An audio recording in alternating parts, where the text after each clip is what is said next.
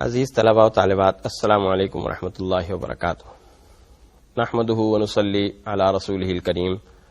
اما بعد، بسم اللہ الرحمن الرحیم۔ اسلامیات کے کورس کا آج ہمارا 10واں لیکچر ہے، اور آج کے لیکچر کا عنوان اسلام کا تصور علم ہے۔ آج کے لیکچر میں جو باتیں ہم پڑھیں گے اس میں ہم سب سے پہلے تو یہ پڑھیں گے کہ اسلام کا تصور علم کیا ہے، اسلام نے علوم کو کس طرح فروغ دیا، اور مسلمان علماء نے مختلف علمی میدانوں میں کیا کیا کارنامے سر انجام دیے۔ عزیز طلباء و طالبات، آج کا یہ جو لیکچر ہے یہ گزشتہ لیکچر ہی کا ایک تسلسل ہے۔ گزشتہ لیکچر میں ہم نے علم کے معنی و مفہوم کو سمجھا، اور قرآن کریم کی آیات مبارکہ اور نبی کریم صلی اللہ علیہ وسلم کے فرامین کی روشنی میں علم کی اہمیت پڑھی۔ آج کی گفتگو میں ہم اسلام کے تصور علم پر گفتگو کریں گے، اور یہ بھی دیکھیں گے کہ علوم اسلامیہ کی مختلف کیا کیا قسمیں ہیں، اور پھر یہ بھی جاننے کی کوشش کریں گے کہ مسلمان علماء نے مختلف علمی میدانوں میں جو کارہائے نمایاں سر انجام دیے ہیں وہ کیا کیا ہیں۔ سب سے پہلے یہ سمجھیے کہ اسلام کا تصور علم کیا ہے۔ اسلام کے تصور علم کے اندر سب سے پہلی اور سب سے اہم بنیاد یہ ہے کہ علوم کا اصل سرچشمہ اللہ کی ذات اور نبی کریم صلی اللہ علیہ وسلم کی تعلیمات ہیں۔ اس بات پر کچھ اختصار کے ساتھ گزشتہ لیکچر میں بھی بحث ہوئی تھی۔ اب آپ ذرا تفصیل سے اس بات کو سمجھیے کہ جب ہم یہ بات کہتے ہیں کہ علوم کا اصل سرچشمہ اللہ کی ذات اور اللہ کی ہستی اور نبی کریم صلی اللہ علیہ وسلم کی تعلیمات ہیں، تو گویا ہم ایک ہی سرچشمے کی بات کر رہے ہوتے ہیں، اس لیے کہ نبی کریم صلی اللہ علیہ وسلم بھی جو بات فرما رہے ہیں وہ دراصل وحی الہی ہے، اللہ کی وحی ہے جو اللہ تعالی نے نبی کریم صلی اللہ علیہ وسلم پر نازل کی ہے۔ اور اس کے دو وجہ ہیں۔ ایک وجہ تو یہ کہ خود اللہ تعالیٰ نے اس بات کی گواہی دی نبی کریم صلی اللہ علیہ وسلم کے متعلق کہ وما ينطق عن الهوى ان هو الا وحی یوحى، کہ آپ اپنی خواہش سے نہیں بولتے بلکہ آپ جو بھی کچھ بولتے ہیں وہ صرف اور صرف اللہ کی وحی ہوتی ہے جو آپ پر نازل ہوتی ہے۔ یعنی آپ کی زبان مبارک سے بھی علم کے جو چشمے جاری ہو رہے ہیں، علم کے جو فیض رواں ہو رہے ہیں، وہ دراصل اللہ ہی کا علم ہے، اور اس کا بھی اصل سرچشمہ اللہ ہی کی ذات اور اللہ ہی کی ہستی ہے۔ پھر یہ بات بھی آپ سمجھیے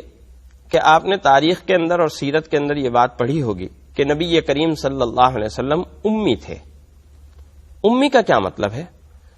امی کے معنی یہ ہے کہ آپ نے اس دنیا کے اندر کسی شخص سے، کسی تعلیمی ادارے سے، کسی درسگاہ سے علم حاصل نہیں کیا، بلکہ جو کچھ علم آپ بتلا رہے ہیں، امت کو سکھلا رہے ہیں، امت کو بتا رہے ہیں، وہ سارا کا سارا علم براہ راست آپ نے اللہ سے حاصل کیا ہے۔ اس مخلوق کے اندر، انسانی دنیا کے اندر آپ کا کوئی استاد نہیں ہے، بلکہ آپ کے استاد صرف اور صرف اللہ تعالی، اللہ کی ذات اور اللہ کی ہستی ہے۔ یہی وجہ ہے کہ نبی کریم صلی اللہ علیہ وسلم وحی کے نزول کی جو صورت بتلا رہے ہیں، امام بخاری رحمۃ اللہ علیہ نے اس کو نقل کیا، اور آپ یہ شکل بتلاتے ہیں کہ ایک گھنٹی کی سی آواز مجھے سنائی دیتی ہے، اور جب وہ گھنٹی کی سی آواز مجھ سے دور ہوتی ہے، یہ کیفیت مجھ سے ختم ہوتی ہے، تو وحی کے الفاظ کو میں اپنے سینے میں، اپنے قلب میں محفوظ کیے ہوئے ہوتا ہوں۔ یعنی اصل سرچشمہ اللہ کی ذات اور اللہ کی ہستی ہے، اور اللہ کی ذات اور اللہ کی ہستی جو ہے وہ علم کے سرچشمے سے نبی کریم صلی اللہ علیہ وسلم کے قلب اطہر کو سیراب کر رہی ہے، اور نبی کریم صلی اللہ علیہ وسلم اس سرچشمے سے سیراب ہونے کے بعد امت کو اس سے سیراب اور امت کو اس سے فیضیاب فرما رہے ہیں۔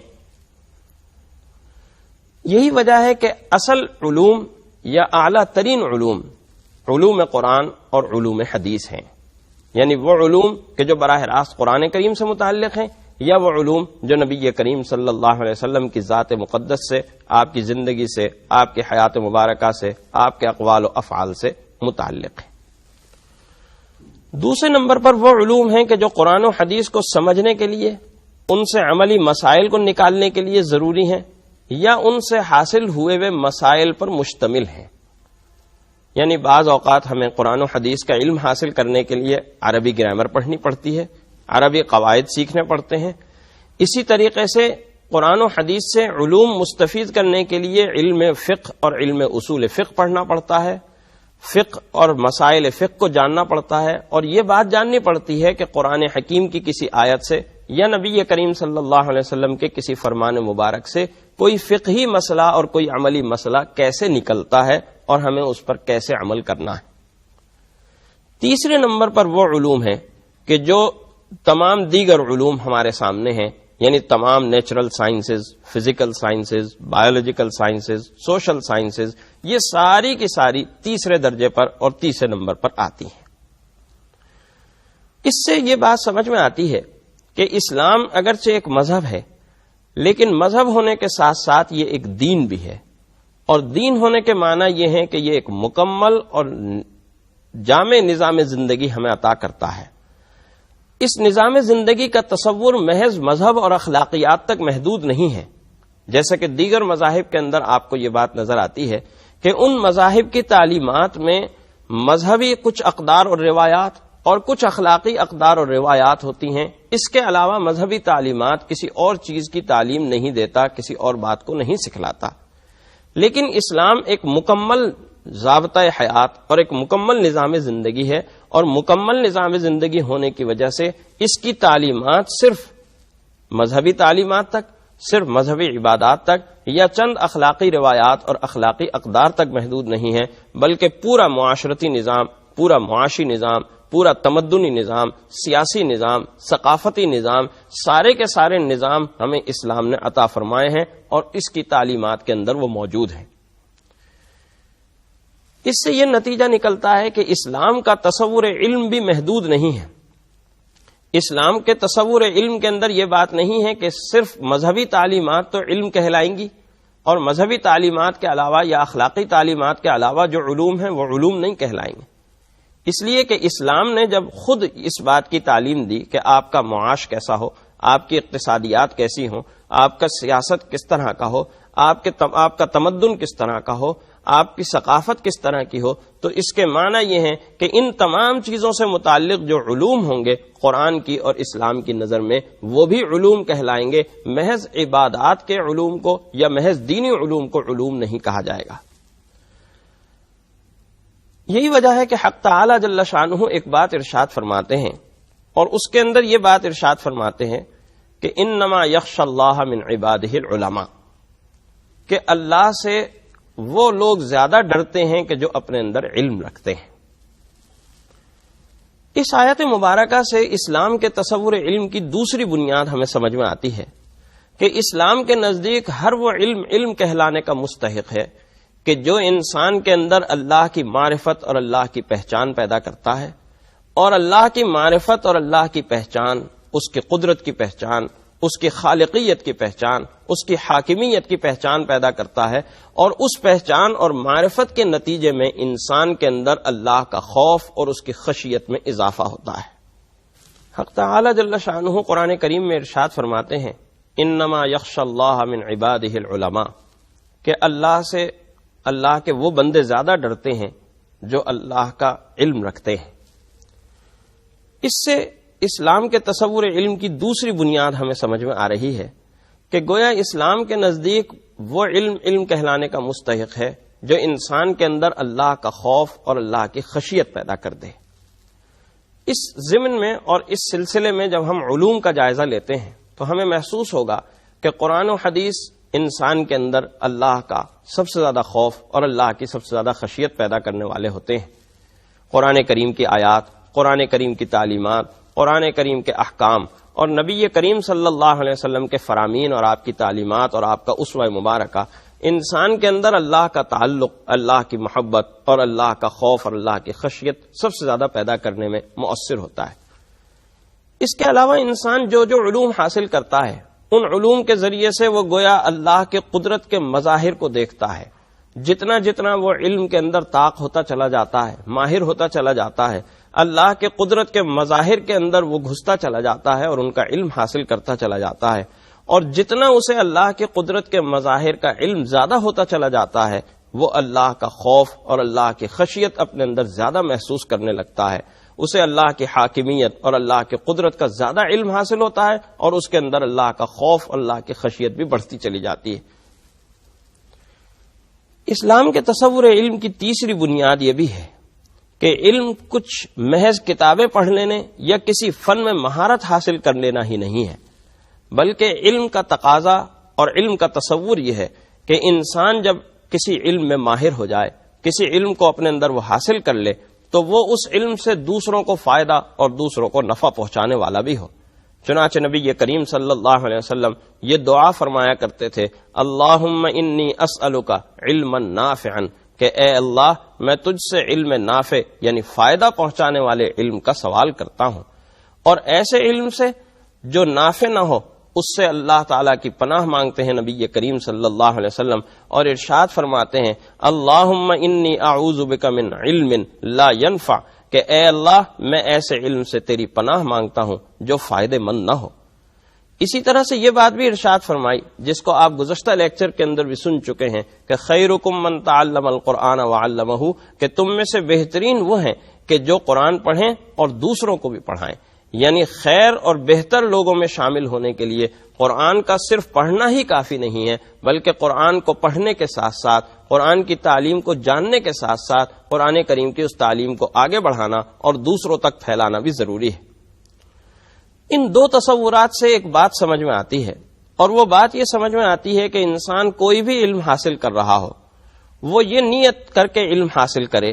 کہ میں اس علم کے ذریعے سے اللہ کا تعلق، اللہ کی محبت، اللہ کا خوف اور اللہ کی خشیت اپنے دل میں پیدا کرنے والا ہوں گا۔ یعنی جو میں اس علم میں ماہر ہوتا چلا جاؤں گا، جو اللہ کی قدرت کے مظاہر میرے سامنے آتے چلے جائیں گے،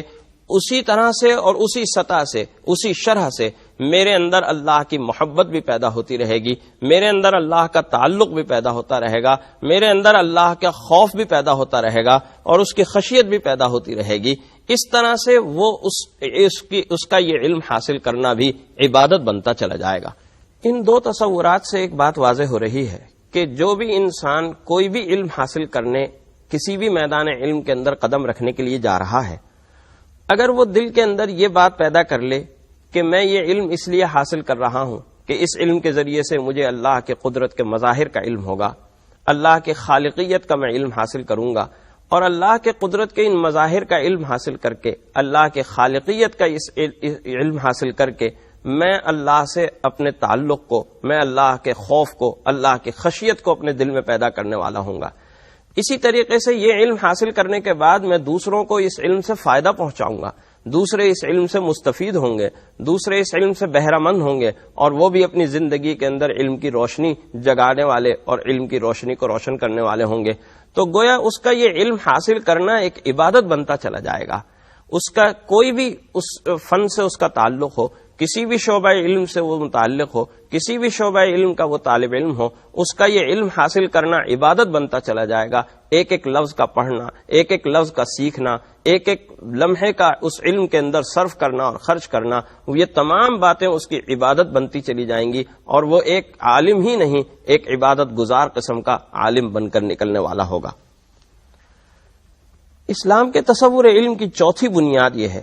کہ ایک صاحب علم انسان جو بھی بات کرے وہ دلیل کی بنیاد پر کرے، وہ اس بنیاد پر نہ کرے کہ میں نے یہ بات فلاں سے سنی ہے یا یہ کام فلاں کو کرتے ہوئے دیکھا ہے لہذا یہ بات درست ہے اور صحیح ہے، بلکہ اس کے پاس ہر بات کے لیے ایک مضبوط اور قوی دلیل ہونی چاہیے، اور وہ اسی قوی اور مضبوط دلیل کی بنیاد پر بات کرنے والا اور کسی دوسرے کی بات کو بھی محض دلیل کی بنیاد ہی پر قبول کرنے والا ہو۔ اسی سے ضمناً ایک بات اور سمجھ میں آتی ہے کہ اسلام نے اپنے تصور علم کے اندر آزادی رائے کو بڑی اہمیت دی ہے، کہ ایک شیخ اگر تعلیم دے رہا ہے، اس کا شاگرد اگر اس سے کچھ مختلف رائے رکھتا ہے لیکن اس کے پاس اس مختلف رائے کے حق میں دلیل موجود ہے، تو وہ دلیل کے ساتھ اپنے اس شیخ سے اختلاف کرتا ہے اور یہ کہتا ہے کہ میں آپ کی رائے سے متفق نہیں ہوں، میری رائے کچھ اور ہے، اور اس رائے کے حق میں میرے پاس یہ دلیل موجود ہے۔ اس طرح سے ایک فکری آزادی اسلام نے مہیا کی، آزادی رائے کا ایک تصور علم کے اندر اسلام نے پیش کیا، اور یہ تصور اسلام کے علم کے تصور کی بنیاد بنا، اور اسی بنیاد کے اوپر آپ یہ دیکھتے ہیں کہ بے شمار فقہا، بے شمار محدثین علم میں اور علم کے میدان کے اندر گھوڑے دوڑاتے ہوئے علمی تحقیق کے اندر مصروف اور مشغول نظر آتے ہیں، اس لیے کہ وہ محض کسی کی بات کو قبول کرنے کو علم کے لیے کافی نہیں سمجھتے، بلکہ علم میں اپنی ذاتی تحقیق، اپنے ذاتی مشاہدات، اپنے ذاتی تجربات کے ذریعے سے وہ علم حاصل کرنا اور دوسروں تک پھر اس علم کو پہنچانا ضروری سمجھتے ہیں۔ اسلام کے تصور علم کی پانچویں بنیاد یہ ہے کہ اللہ تعالیٰ نے عقل کے استعمال کی ترغیب دی، جگہ جگہ کائنات اور اس کے مختلف مظاہر پر غور کرنے کی تاکید کی، جیسا کہ ہم گزشتہ لیکچر میں بھی یہ بات پڑھ رہے تھے۔ کہیں زمین و آسمان کی تخلیق پر غور کرنے کا حکم ہوا، کہیں نباتات کے اگنے پر غور کرنے کی تاکید کی گئی، کسی جگہ نظام شمسی پر غور و فکر کرنے کی تلقین کی گئی۔ یہ تمام باتیں قرآن حکیم نے ہمیں بتلائیں، اور ان تمام باتوں سے علوم کے راستے کھلے۔ آپ نے دیکھا کہ نیچرل سائنسز کے علوم آئے، بایولوجیکل سائنسز کے علوم آئے، جغرافیکل سائنسز کے علوم آئے، باٹنی کے علوم ہمارے سامنے آئے۔ یہ تمام چیزیں اگر آپ محسوس کریں تو آپ کو یہ محسوس ہوگا کہ ان تمام علوم کی اصل بنیاد اور ان تمام علوم کا اصل سرچشمہ قرآن کریم کی آیات مبارکہ اور قرآن کریم کی تعلیمات ہیں۔ قرآن نے ہمیں متوجہ کیا کہ درختوں کے اوپر غور کرو، فصل کے اوپر غور کرو، کس طریقے سے زراعت اور باغبانی ہو رہی ہے اس کے اوپر غور کرو، اور اس طرح سے باٹنی کے علوم ہمارے سامنے آئے۔ قرآن نے ہمیں غور کرنے کا حکم دیا کہ زمین کی مختلف حالتوں اور زمین کی مختلف کیفیتوں کے اوپر غور کرو، کسی جگہ کی زمین کے کچھ خواص ہیں، کسی جگہ کی زمین کے کچھ خواص ہیں، اس طرح سے جیولوجی کے علوم ہمارے سامنے آئے۔ یہ ساری باتیں اور یہ ساری چیزیں وہ ہیں کہ جن کی طرف ہمیں قرآن کریم نے متوجہ کیا، اور قرآن کریم نے عقل کے استعمال پر زور دیا، عقل کے استعمال کی تاکید کی، اور جب ہم نے ان چیزوں کے اندر عقل کو استعمال کیا تو کس طریقے سے بیش بہا علوم ہمارے سامنے آتے چلے گئے۔ اسی طرح پہلی وحی کے الفاظ پر غور کریں، وہ بھی کائنات کی تخلیق اور پھر خود انسان کی تخلیق پر غور کی دعوت دے رہی ہے۔ اقرأ بسم ربک الذی خلق، کہ پڑھو اس پروردگار کے نام سے کہ جس نے پیدا کیا۔ کس چیز کو پیدا کیا؟ یہاں اللہ تعالیٰ نے یہ تو ذکر کیا کہ اللہ نے پیدا کیا، لیکن وہ کیا مخلوق ہے جس کو اللہ نے پیدا کیا؟ اس لیے کہ وہ کوئی ایک مخلوق نہیں ہے جسے اللہ نے پیدا کیا، بلکہ ساری کی ساری مخلوقات، کائنات کے اندر جتنی بھی چیزیں تمہیں نظر آتی ہیں، وہ چھوٹی ہوں یا بڑی، وہ معمولی ہوں یا غیر معمولی، وہ ساری کی ساری اللہ ہی کی پیدا کردہ ہیں۔ اس لیے مخلوقات کی فہرست بیان کرنے کے بجائے حق تعالی جل شانہ نے صرف ایک لفظ خلق کہہ دیا کہ اس پروردگار عالم کے نام سے پڑھو کہ جس نے پیدا کیا، جو اتنی بڑی کائنات پیدا کرنے کے اوپر قادر ہے۔ اور پھر اس کائنات ہی کی تخلیق نہیں، ذرا اپنی تخلیق کے اوپر غور کرو، اور اپنی تخلیق پر غور کر کے اس بات کو سمجھنے کی کوشش کرو کہ اللہ نے یہ کائنات اور یہ کائنات کے ساتھ ساتھ یہ انسان کس وجہ سے، کس حکمت کے تحت اور کس نتیجے کو حاصل کرنے کے لیے بنایا۔ اسلام کے تصور علم کی ایک اور بنیاد ہے، اور وہ بنیاد یہ ہے کہ اسلام علم کے ساتھ ساتھ حکمت کا لفظ بھی استعمال کرتا ہے۔ حکمت کہتے ہیں عقل مندی یا دانش مندی کو، فہم و فراست کو۔ گویا اسلام اس بات پر زور نہیں دیتا کہ علم کا مطلب یہ ہے کہ آپ چند کتابیں رٹ لیں اور چند کتابیں رٹنے کے بعد اپنے آپ کو عالم کہلانے لگیں، بلکہ اسلام اس بات کی تاکید کرتا ہے اور علم کے تصور کے اندر اس بات کو فروغ دیتا ہے کہ آپ جو بھی علم حاصل کر رہے ہیں اس کے اندر علم کے ساتھ ساتھ آپ اپنی حکمت اور دانائی کو بھی استعمال کریں، اپنی دانشمندی اور اپنی عقل کو بھی استعمال کریں۔ یہی وجہ ہے کہ آپ دیکھتے ہیں کہ سائنسی علوم کے اندر جس قدر ترقی اسلام کے آنے کے بعد ہوئی ہے اور علوم اسلامیہ کی تدوین کے بعد ہوئی ہے، اتنی ترقی اسلام کی سائنسی علوم کی ہم اس سے پہلے کبھی بھی نہیں دیکھ سکتے اور اس کی نظیر اور مثال نہیں پیش کر سکتے۔ اسلام کے تصور علم کی ایک اور بنیاد جو ساتویں بنیاد ہے وہ یہ ہے کہ اسلام علم کے ساتھ ساتھ تربیت اخلاق کے اوپر بھی زور دیتا ہے، یعنی وہ کسی ایسے علم کو علم ہی نہیں شمار کرتا کہ جو علم انسان کو عالم تو بنا دیتا ہے،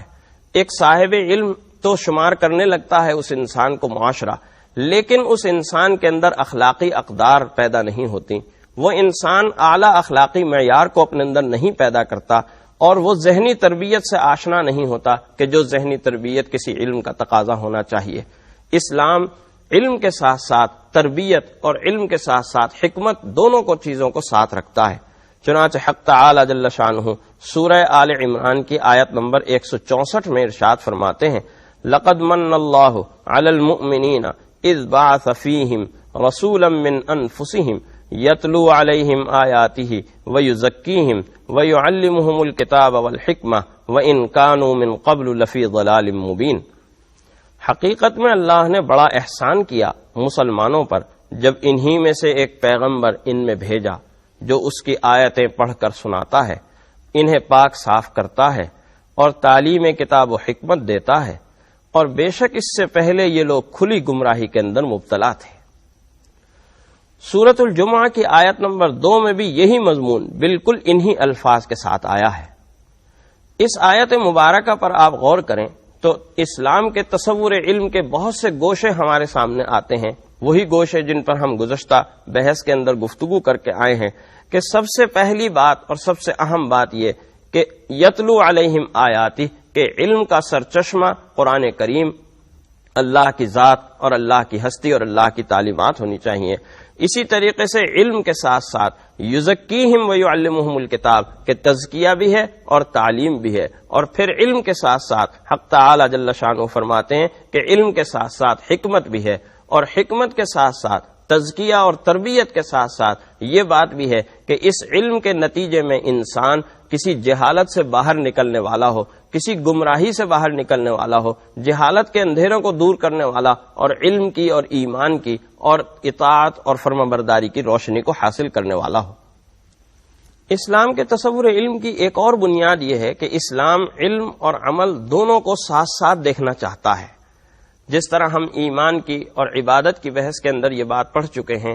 کہ ایمان کا جہاں قرآن کریم نے ذکر کیا وہاں عمل کا بھی ذکر کیا، یؤمنون ویعملوا الصالحات، آمنوا وعملوا الصالحات۔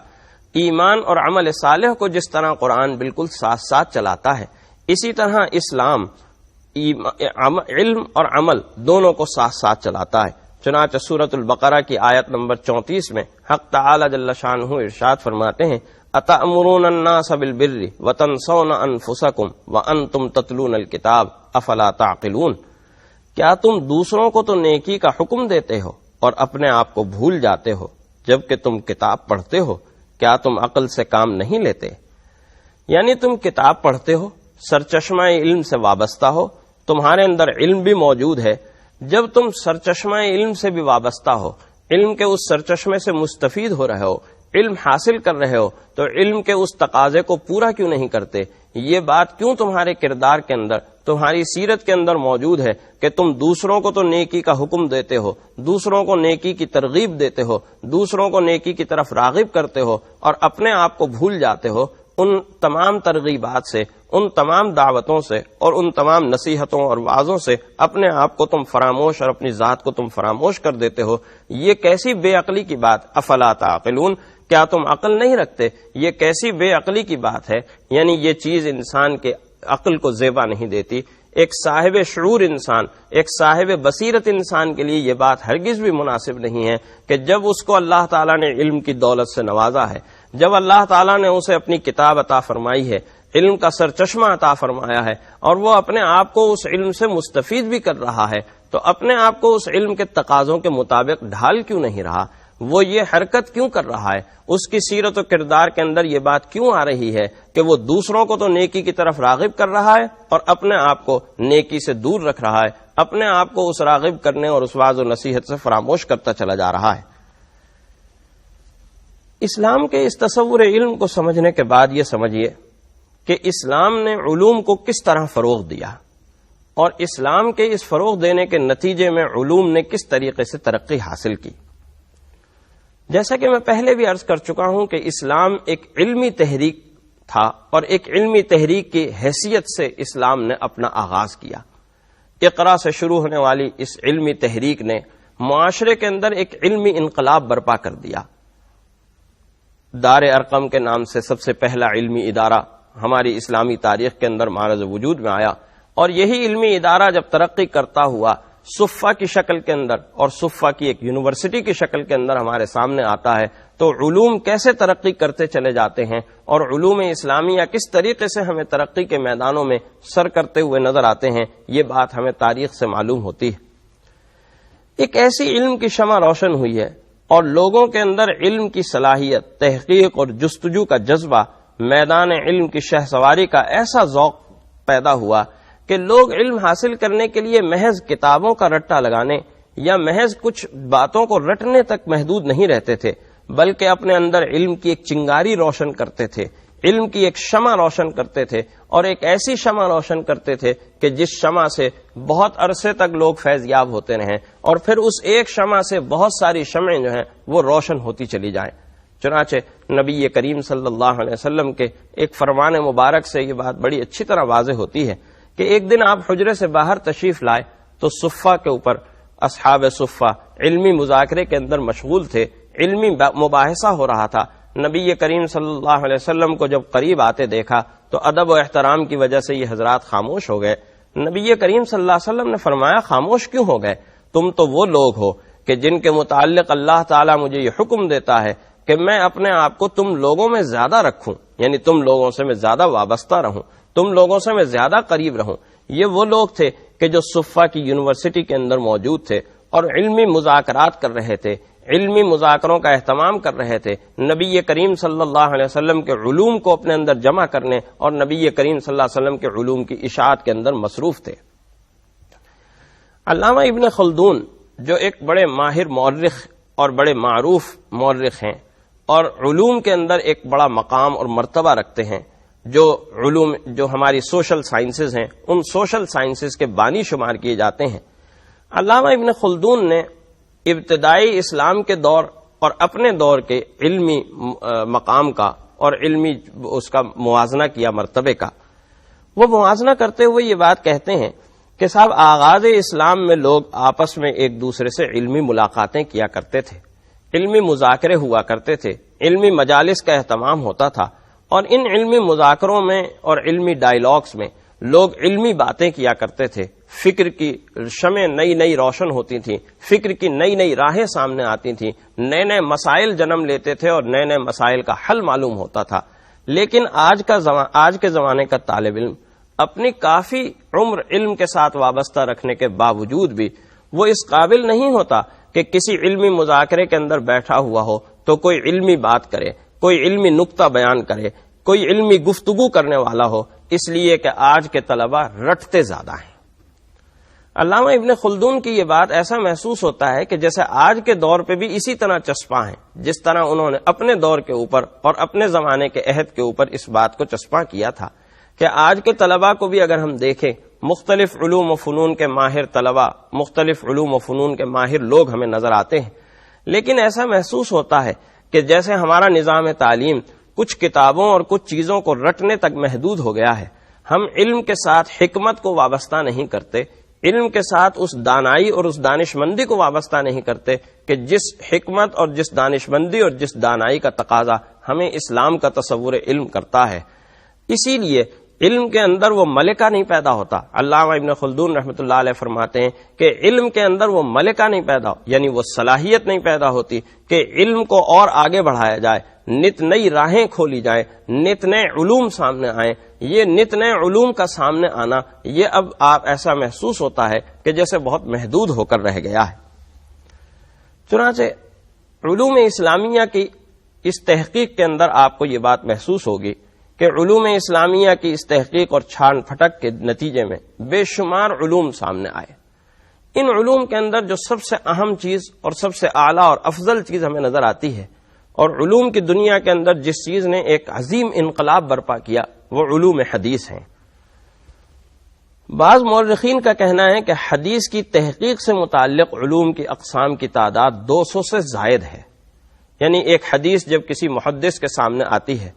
اس حدیث کے اوپر وہ کس کس انداز اور کس کس اسلوب سے تحقیق کرتا ہے۔ وہ یہ دیکھتا ہے کہ اس حدیث کو روایت کرنے والا راوی کون ہے، اس نے یہ حدیث کس سے سنی ہے، کن الفاظ سے سنی ہے، یا کسی تحریری مجموعے سے اس نے نقل کی ہے، یا کسی تحریری مجموعے سے اس نے یاد کی ہے۔ وہ جو شخص ہے جس سے یہ کہہ رہا ہے کہ میں نے بات سنی ہے، اس کا اور اس کا زمانہ ایک ہے بھی یا نہیں، ان دونوں کی آپس میں ملاقات ثابت ہے یا نہیں ہے، پھر ان دونوں کی زندگیاں کیسی ہیں، کردار اور سیرت کے اعتبار سے یہ لوگ کیسے ہیں، یہ لوگ سیرت و کردار اور زبان کے اعتبار سے کیسے ہیں. اس طرح مختلف انداز اور مختلف اسالیب سے حدیث کی تحقیق کے بعد اس کا درجہ متعین کیا جاتا ہے کہ یہ حدیث صحیح ہے، یہ حدیث ضعیف ہے، اس حدیث کے اندر یہ کمزوری ہے، اس حدیث کے اندر یہ صحت ہے، قوت کے اعتبار سے کیسی ہے، راویوں کے تعداد کے اعتبار سے اس کی کیا قسم ہے. یہ تمام تحقیقات حدیث کے ثبوت کے اندر اور حدیث کے اندر کی جاتی ہیں.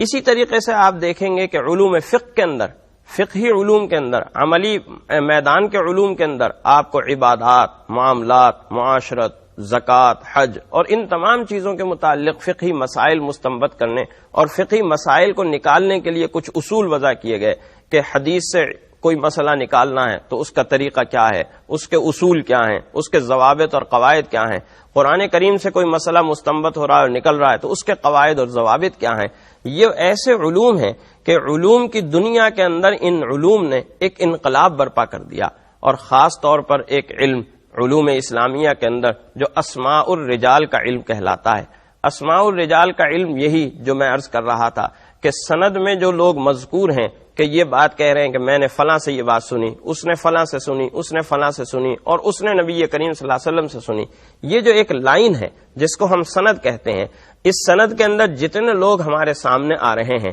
ان لوگوں کے حالات کیا ہیں، یہ لوگ کیسے تھے، کس زمانے میں تھے، کن لوگوں سے انہوں نے فیض حاصل کیا، آگے کن لوگوں تک ان کا فیض پہنچا، یہ ساری تحقیقات اور یہ ساری ریسرچ ہوتی ہے اس علم اسماء الرجال میں. اور یہ ایک ایسا علم ہے کہ اسلام کے اندر اس علم کے اوپر دوسرے لوگ رشک کرتے ہیں اور یہ کہتے ہیں کہ یہ ایک ایسا علم ہے کہ اس کی مثال اور اس کی نظیر کسی دوسرے دین اور کسی دوسرے مذہب کے اندر یا علوم کی دنیا کے اندر کسی دوسرے علم کے اندر نہیں دی جا سکتی.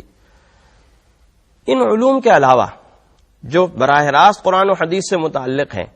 مسلمان سائنسدانوں نے، مسلمان فلاسفہ نے، مسلمان کیمیا دانوں نے طب کے میدان کے اندر، کیمیا کے میدان کے اندر، ریاضی کے میدان میں، جغرافیہ کے میدان میں مسلمانوں نے بیش بہا ترقیاں کی.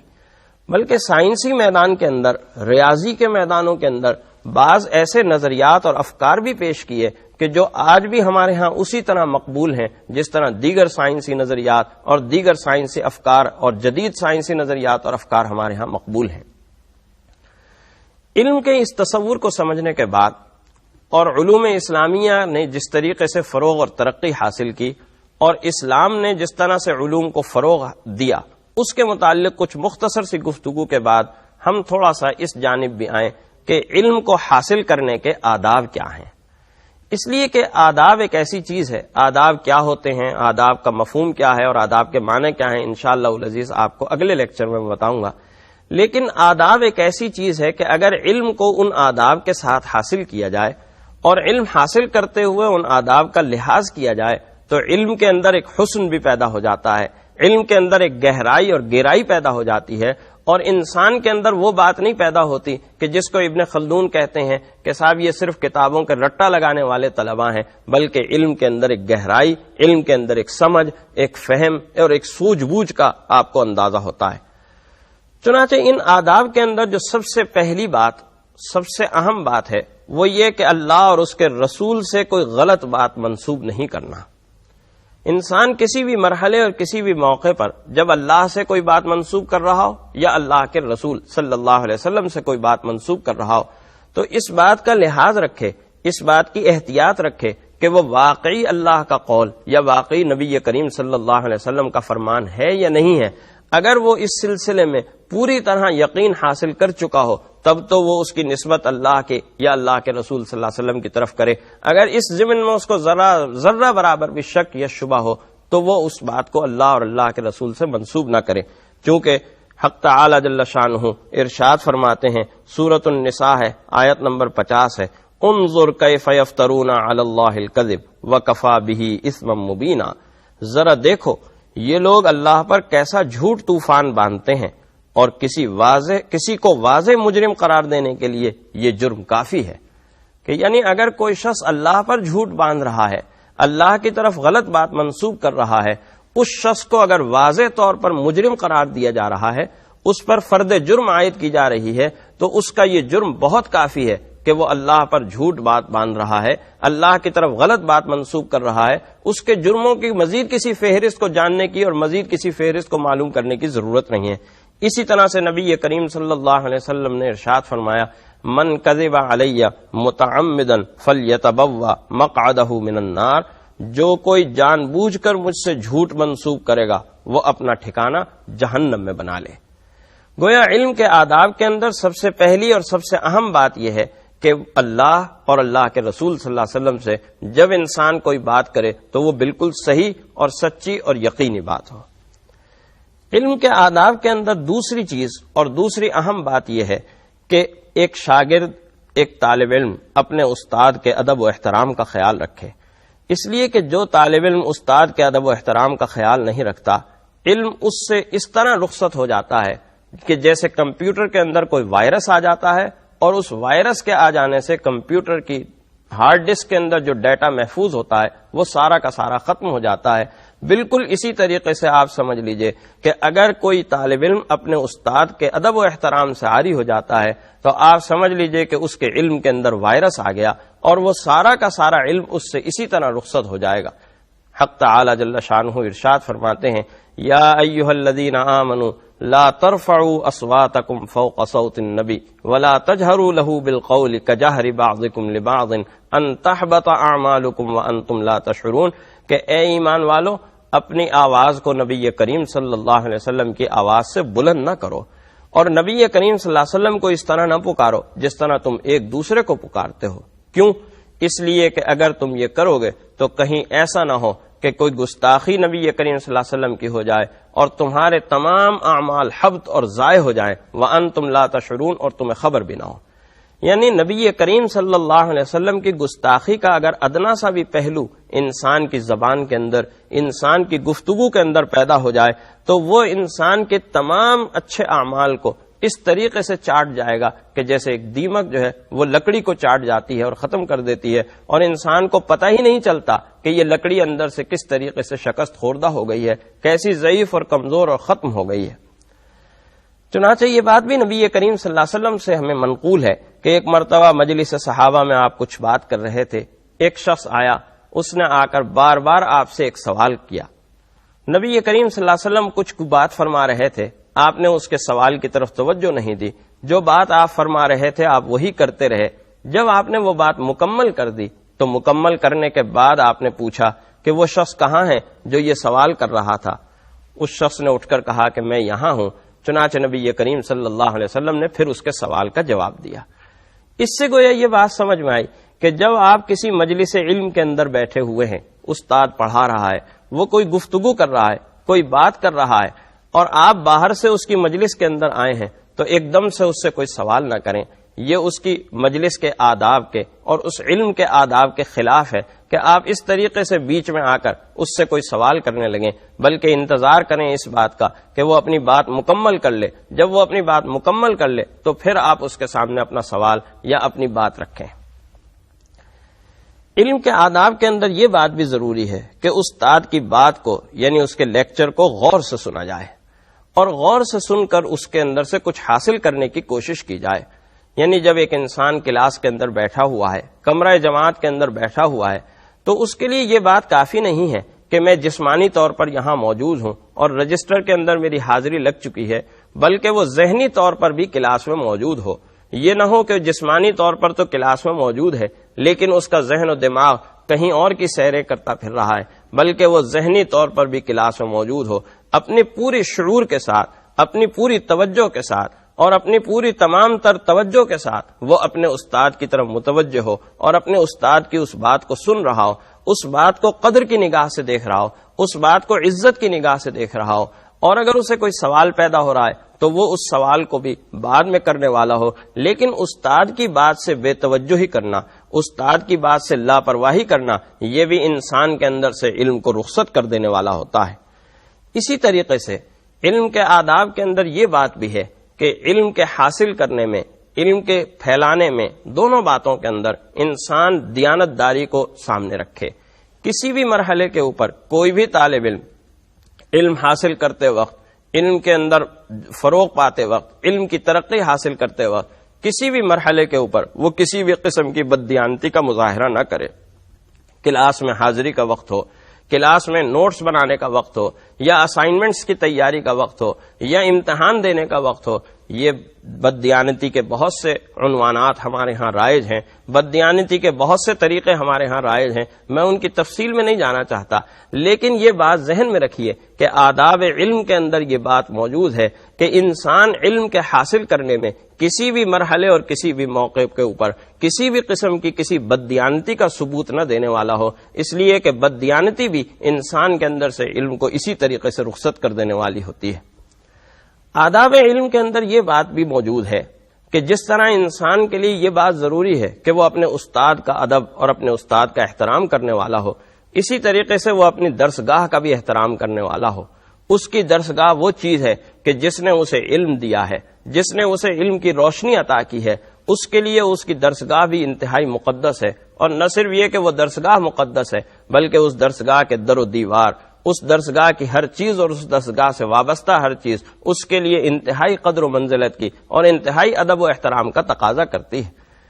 اسی طریقے سے علم کے آداب کے اندر یہ بات بھی ضروری ہے کہ علم کے آداب کے اندر یہ بات انسان سمجھے کہ انسان کتاب کا احترام بھی اسی طریقے سے، کتاب کی قدر بھی اسی طریقے سے اور اسی انداز سے کر رہا ہو، اس لیے کہ کتاب بھی انسان کے لیے ایک بہترین معلم ثابت ہوتی ہے، ایک بہترین استاد کا درجہ اور ایک بہترین معلم کی حیثیت رکھتی ہے. تو جس طرح انسان اپنے استاد کا ادب و احترام کرتا ہے، جس طرح انسان اپنی درسگاہ کا اور اپنی جامعہ کا اور اپنی یونیورسٹی کا یا تعلیمی ادارے کا ادب و احترام کرتا ہے، اس کے لیے یہ بات ضروری اور لازمی ہے کہ وہ اپنی کتاب کے تقدس کو بھی، اپنے کتاب کی حرمت کو بھی اسی طریقے سے برقرار رکھنے والا ہو، اور کسی بھی طور اس کے کسی بھی عمل سے یا اس کی کسی بھی گفتگو سے کتاب کی حرمت کے خلاف اور کتاب کی عزت اور تقدس کے خلاف کوئی بات نہ ہونے والی ہو.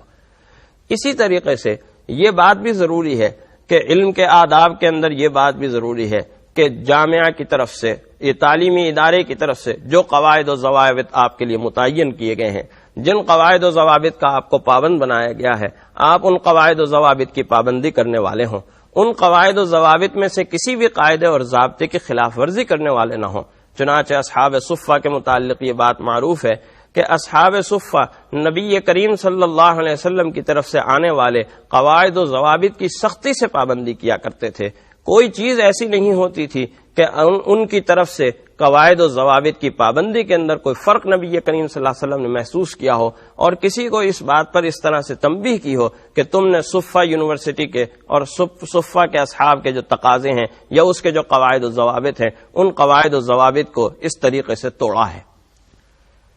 علم کے اس تصور کو سمجھنے کے بعد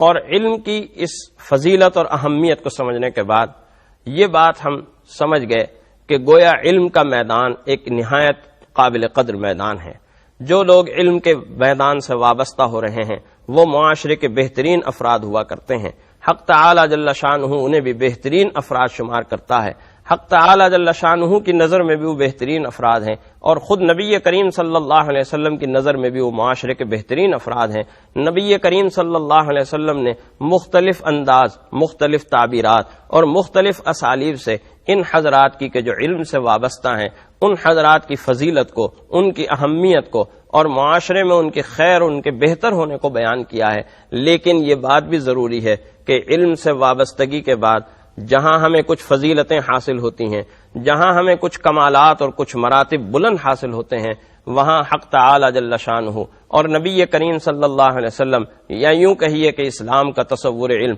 ہمارے اوپر کچھ ذمہ داریاں بھی عائد کرتا ہے. ہم اگر ان مراتب کو سمجھ رہے ہیں، ان مراتب کا علم حاصل کر رہے ہیں، علم کی اہمیت سے آشنا ہو رہے ہیں اور اس بات سے آشنا ہو رہے ہیں کہ اسلام کا تصور علم ایک بہت وسیع تر تصور علم ہے، تو ہمیں اس بات سے بھی آگاہ ہونا چاہیے کہ اسلام کا تصور علم ہمارے اوپر کیا ذمہ داریاں عائد کرتا ہے. علم کے حوالے سے وہ ہمارے اوپر کیا ذمہ داریاں عائد کرتا ہے، استاد کے حوالے سے وہ ہمارے اوپر کیا ذمہ داریاں عائد کرتا ہے، امتحان کے حوالے سے اور کس طریقے سے دیانت کے ساتھ اس علم کے ساتھ اور اخلاص کے ساتھ اس علم کے ساتھ وابستہ ہونے کو ہمیں کس طریقے سے تاکید کرتا ہے. اور میں پھر آخر میں وہی بات کہوں گا کہ جس کو میں نے شروع میں کہا تھا کہ اگر ایک طالب علم اپنے میدان علم کے اندر قدم رکھتے ہوئے ان دو باتوں کی نیت کر لے کہ میں جو علم حاصل کر رہا ہوں اس علم کے ذریعے سے میں اللہ کی معرفت، اللہ کی پہچان، اللہ کی خالقیت اور اس کی قدرت کی معرفت اور پہچان اپنے اندر پیدا کروں گا،